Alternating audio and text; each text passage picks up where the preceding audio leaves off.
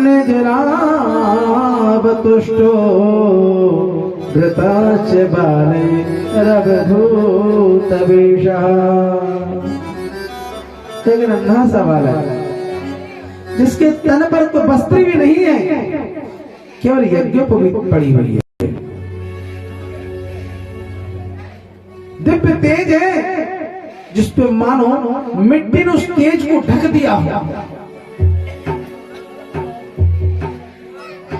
जब सुखदेव भगवान वहां पर आ रहे हैं तो गांव से जब गुजर रहे थे, छोटे छोटे बच्चों ने, महिला ने सोचे नंगा बाबा जा रहा, नंगा बाबा जा रहा, पीछे से कुछ पत्थर भी फेंकने लगे।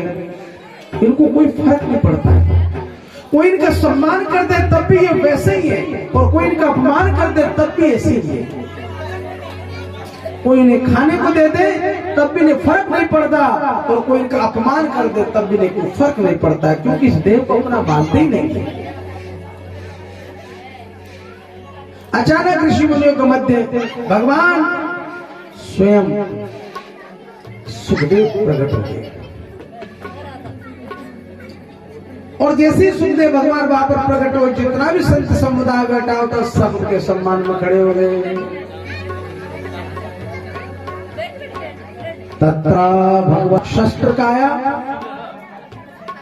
देखो ऋषि मुनि आज वाणी का शस्त्र चलाए परीक्षित के लिए, तो आज वाणी के शस्त्र के द्वारा ही सुखदेव भगवान प्रकट हो गए कि उस वाणी के शस्त्र से, वाणी के शस्त्र से उसी की रक्षा हो जाए। और जब परीक्षित महाराज गर्भ में थे उस समय अश्वत्थामा ने ब्रह्मास्त्र चलाया, तो भगवान वहां पर अस्त्र लेकर के प्रकट हो गए।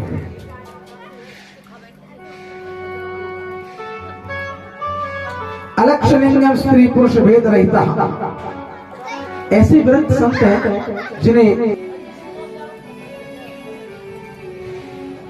अद्भुत इनका प्रसंग है।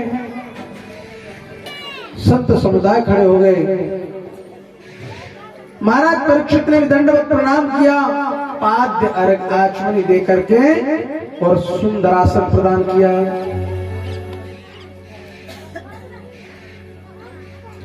येषां स्मरणात् पुंसां सत्य शुद्ध्यन्ति वै गृहं, किं पुनर्दर्शन स्पर्श पादौ शोचासनादिभिः। परीक्षा करना चाहिए, इस संसार के झूठे नातों से अपना मोह छुड़ा ले, मुक्त होकर के उस सत्य रूपी परमात्मा से नाता जोड़ ले, क्योंकि ये नाते तो आज है कल नहीं रहेंगे।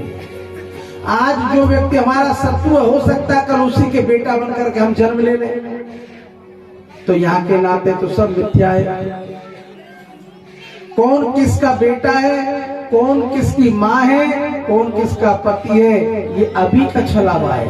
संसार छोड़ा पति पत्नी बन जाएगा, तो पत्नी पति बन जाएगा।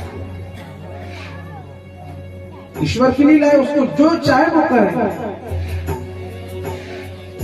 विरक्त महात्मा इसी तत्व को ब्रह्म कहते हैं, सत्संगी परमात्मा कहते हैं, और गृहस्थ जिसे भगवान कहते हैं। बाकी सब मिथ्या, सब झूठे। और यही समझ करके अपने मन को, अपनी बुद्धि को और अपने इस जन्म को अर्पण कर देना चाहिए। राजा मनुष्य को हमेशा ये याद रखना चाहिए कि मेरा जन्म भोग विलासिता के लिए नहीं हुआ है। ये हमेशा याद रखना चाहिए, और याद रख करके ही कर्म करने चाहिए। भाई कोई यदि हमारे गांव का यदि कोई पहलवान हो, भगवान स्वयं प्रकट होकर के हम उनके चरणों में लीन हो जावे, और ये तभी संभव है जब भक्ति मार्ग पर हम चलेंगे। जब भक्ति मार्ग पर हम चलेंगे, भगवत धाम की यात्रा जब हम करेंगे, तो भगवान कैसे नहीं मिलेंगे? निश्चित मिलेंगे।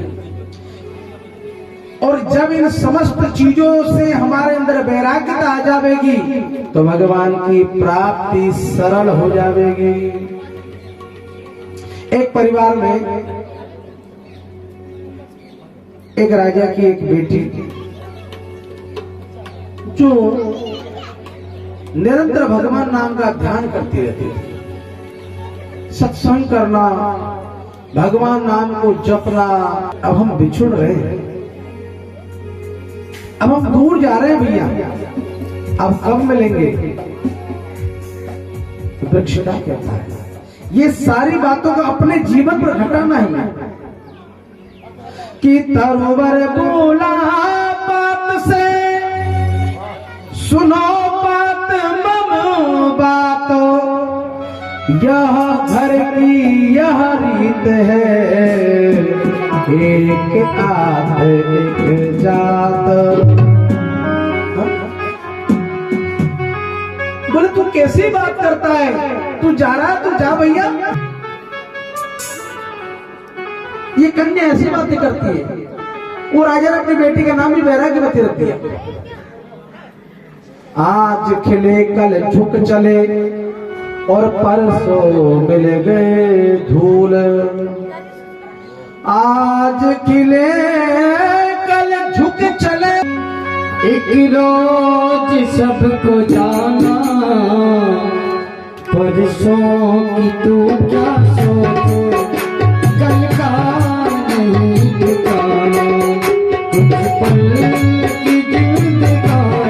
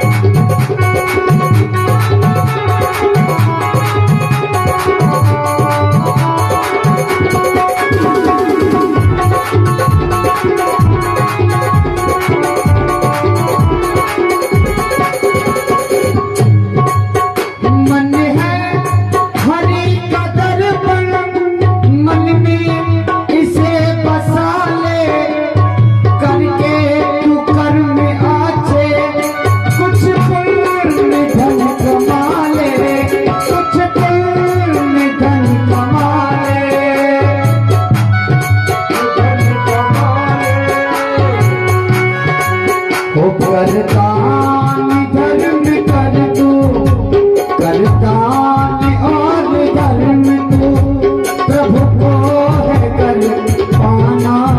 बरसों तू क्या सोचे, कल का नहीं ठिकाना।